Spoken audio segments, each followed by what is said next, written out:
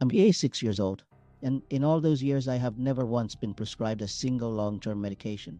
Not for blood pressure, not for cholesterol, not for inflammation.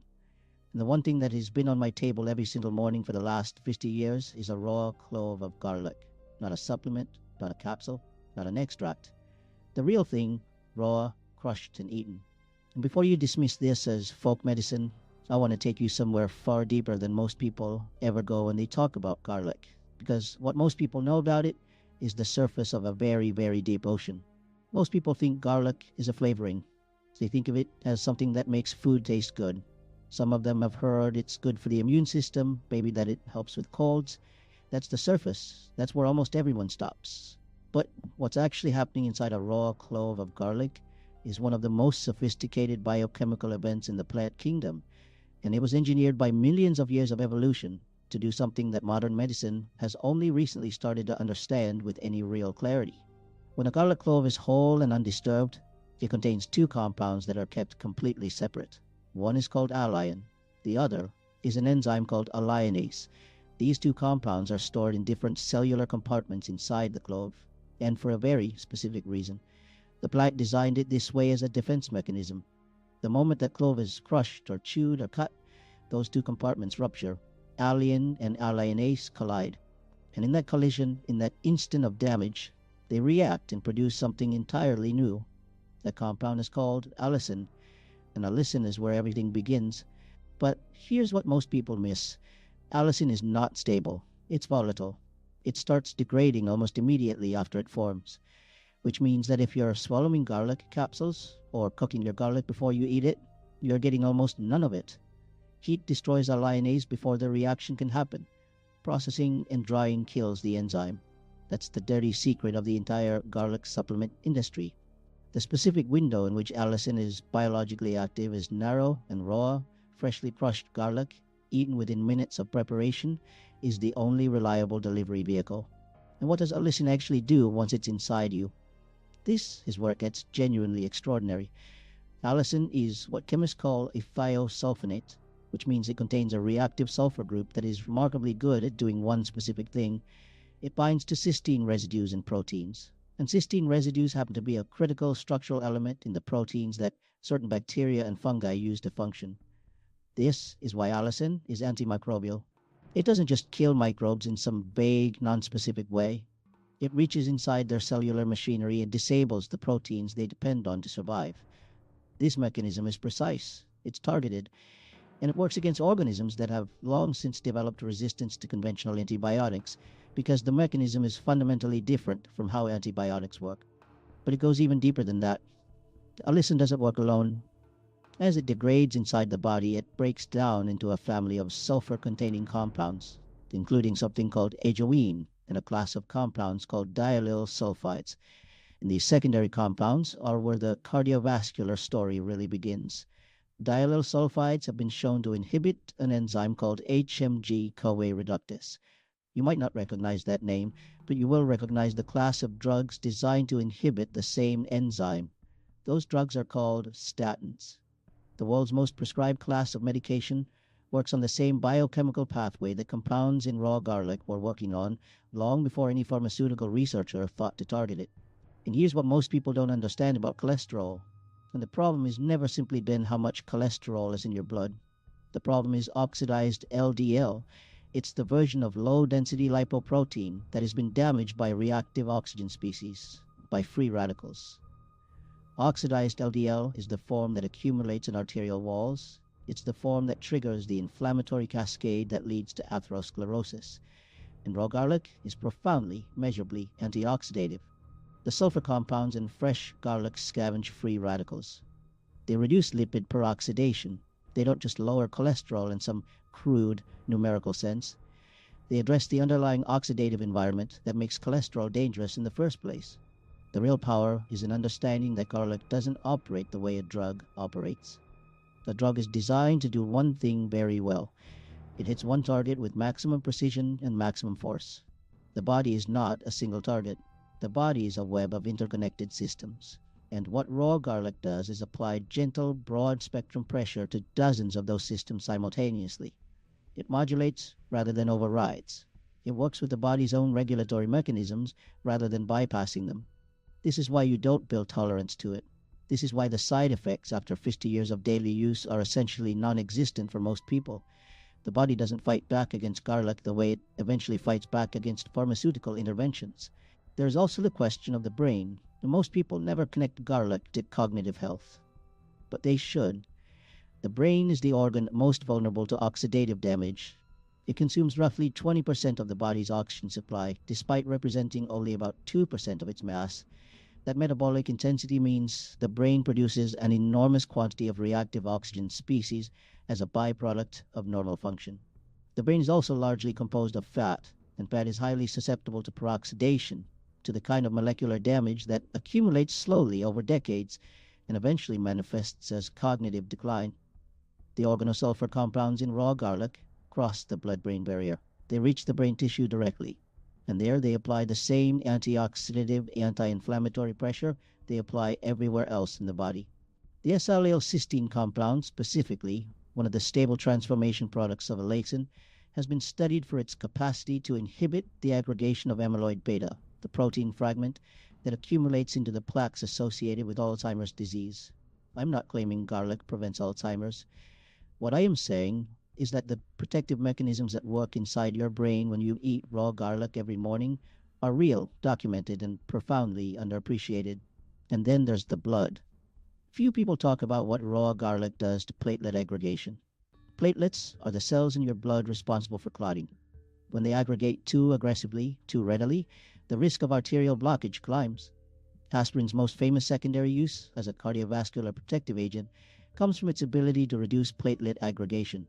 Raw garlic does the same thing, through a different mechanism, through the action of ajuine on platelet thromboxane synthesis. Daily consumption of raw garlic produces a measurable, sustained reduction in abnormal platelet stickiness. The blood flows differently. The risk of the kind of clot that causes a heart attack or a stroke decreases. This is not metaphor. This is documented biochemistry. Now go deeper still. The sulfur compounds in raw garlic are absorbed through the gut and enter systemic circulation. They reach the liver, where they influence the expression of detoxification enzymes, specifically the cytochrome P450 system, and phase 2 detoxification enzymes like glutathione S transferase. These enzymes are responsible for neutralizing carcinogens. They take compounds that could damage DNA and convert them into forms the body can safely excrete. This is one of the mechanisms behind the epidemiological data consistently linking high garlic consumption with reduced rates of stomach cancer and colorectal cancer in population studies. Garlic doesn't just fight the pathogens that are already present, it fortifies the system that prevents cellular damage before cancer ever begins, and the gut itself. 50 years ago, nobody was talking about the microbiome. Today is the center of everything. And raw garlic, it turns out, behaves as a highly selective prebiotic. The fructooligosaccharides in garlic feed beneficial bacteria, particularly lactobacillus and bifidobacterium species. At the same time, the antimicrobial action of allicin suppresses pathogenic overgrowth, the clostridioids, the harmful bacteroid strains, the opportunistic fungi that can take hold when the gut ecology falls out of balance. Garlic acts like a gardener inside the gut, feeding the plants you want while cutting back the weeds. This effect on the microbiome cascades into immune function, into inflammation levels throughout the body, into mood, into energy, into the regulation of blood sugar. The gut is connected to everything, and raw garlic is one of the most powerful daily tools available for keeping it healthy. Here's what connects all of these layers. Chronic inflammation. Every major degenerative disease of aging, cardiovascular disease, type 2 diabetes, Alzheimer's disease, many cancers, all of them share chronic low-grade inflammation as a foundational driver. Sulfur compounds in raw garlic inhibit NF-κB, which is the master transcription factor that regulates the inflammatory response. When NF-κB is chronically overactivated, the inflammatory signal never turns off. The body stays in a permanent low-level state of siege. Blocking that activation doesn't eliminate the inflammatory response when it's genuinely needed. It restores the system's ability to turn it off when the threat has passed. 50 years of daily allicin intake means 50 years of daily, gentle downregulation of the biochemical switch that drives systemic aging. Let me tell you something about the immune system that almost no one talks about clearly. The immune system has two modes. The first mode is the innate immune response, the fast, nonspecific, inflammatory response that activates the moment the body detects something foreign. The second mode is the adaptive immune response, the slower, highly specific system that learns to recognize particular threats and builds lasting memory of them. What most immune boosting supplements do is stimulate the first mode. They rev up the nonspecific response and call it immune support. But chronic overstimulation of the innate response is itself a form of inflammation. It's the immune system stuck in first gear, never fully shifting into the more sophisticated targeted response. Raw garlic operates differently. The allicin compounds stimulate natural killer cell activity and enhance macrophage function in the innate system, while simultaneously modulating the Th1 and Th2 balance in the adaptive system. This balance matters enormously. When Th2 dominates chronically, you get allergies, asthma, autoimmune tendencies, the kind of immune misfiring that characterizes so many modern chronic conditions. When Th1 and Th2 are in appropriate balance, the immune system is neither underactive nor hyperactive. It responds correctly to genuine threats and stands down correctly when threats pass. 50 years of daily raw garlic is 50 years of consistent immune modulation in that direction. Not suppression, not overstimulation, calibration, and there is something that deserves its own moment of attention: hydrogen sulfide. When those sulfur compounds from garlic are metabolized in the body, one of the byproducts is small amounts of hydrogen sulfide gas. This sounds alarming to most people because hydrogen sulfide at high concentrations is toxic. But at the micromolar concentrations produced by dietary sulfur intake, hydrogen sulfide is now recognized as a gasotransmitter, a biological signaling molecule, alongside nitric oxide and carbon monoxide. It signals vascular smooth muscle to relax, it dilates blood vessels, it functions as a natural vasodilator without the rebound effects that come with pharmaceutical vasodilators. This is part of the explanation for why populations with high garlic consumption historically show lower rates of hypertension. The mechanism isn't just the antioxidative protection of arterial walls, it's the moment-to-moment vasodilatory signaling happening at the biochemical level every time those sulfur compounds are processed. The practical application is simple, but it must be exact. Take 1 clove of raw garlic. Crush it with the flat of a knife or chew it directly. If you crush it, let it sit exposed to air for 10 minutes before consuming it. The waiting period allows the allyl-alliinase reaction to complete more fully and produces significantly more lichen than eating it immediately after crushing. Eat it on an empty stomach in the morning if possible. A small amount of fat consumed alongside it, a teaspoon of olive oil, a few almonds, will aid in the absorption of the fat-soluble sulfur compounds. Do this every day without exception. The consistency is not incidental, it is the entire mechanism. The effects of a lysine in its breakdown compounds are transient. They do not accumulate in the body indefinitely.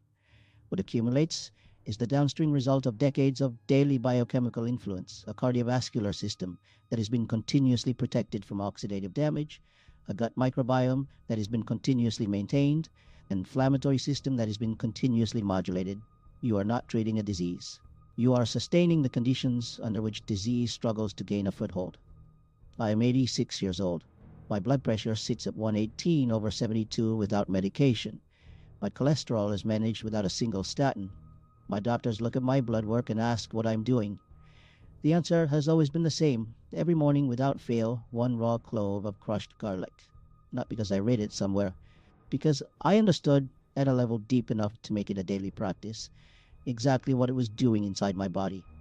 And now, so do you.